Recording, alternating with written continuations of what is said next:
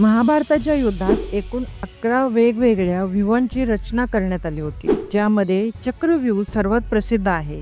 चक्रव्यूह व्यतिरिक्त इतर 10 व्यूह देखील रचले गेले होते. व्यूह रचनेचा अर्थ असा की सैनिकांची अशी एक रचना करणे ज्यात शत्रू अडकला तर बाहेर पडू शकत नाही. महाभारतात चक्रव्यूहाची खूप चर्चा होते, कारण अर्जुनाला सोडून कोणीही तो भेदू शकत नव्हते.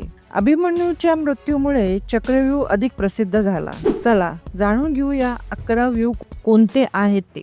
गरुड व्यूह. गरुड पक्षाच्या आकारात सैनिकांची रचना केली जात असे. भीष्म पितामहांनी हा व्यूह रचला होता. मकर व्यूह. मकर म्हणजेच जलचर प्राण्यांचा आकाराचा हा व्यूह होता. हा व्यूह कौरव व पांडव दोघांनीही रचला होता.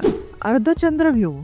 चंद्रकोरी सारखा हा व्यूह अर्जुनाने रचला होता आणि शत्रूंची ताकद रोखण्यात यशस्वी ठरला.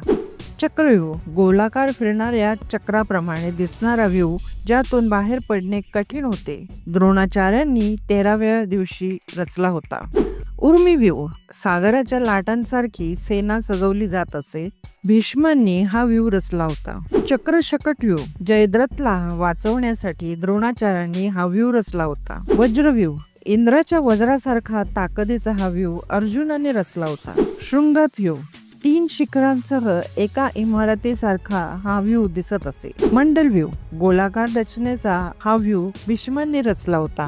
कासव व्यूह. कासवच्या आकाराचा हा व्यूह कौरवांनी 8व्या दिवशी रचला होता. क्रौंच व्यूह. सारस पक्षासारखी रचना युधिष्ठिरने हा व्यूह 6व्या दिवशी रचला होता.